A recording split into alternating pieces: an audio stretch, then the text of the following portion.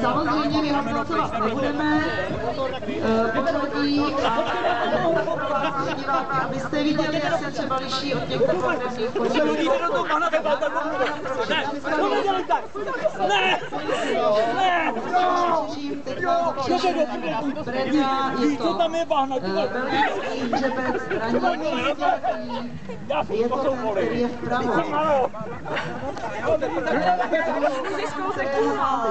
Je Jirka, on mu říká Jirka, Romano, to jsou blbci, A co je? Tím dělá, se dáváte trenky nebo co? Ty vole, ještě mi utrhni ruku.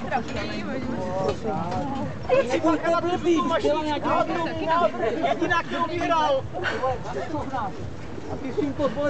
Jako druhý bude startovat Jiří Karlík. Dělejte! Aby se připravil. No slíkaj, prosím. Abychom mohli tak. Pan Krok je před námi, může startovat. Jak už se nebránil. Já by to rychlá akce, jo. Jdeme! Ty vole, jděte! Ty vole, nechte toho!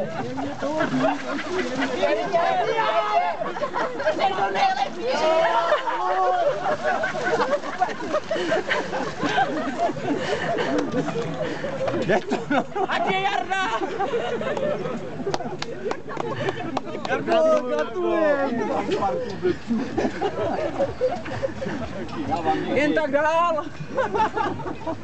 No, tady v Humovci je taková tradice, že se vítězové máchají ve vazatejské vodě.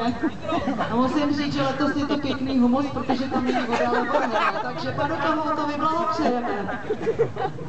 A kupte si prací prášek, až pojedete domů. To bude potřeba.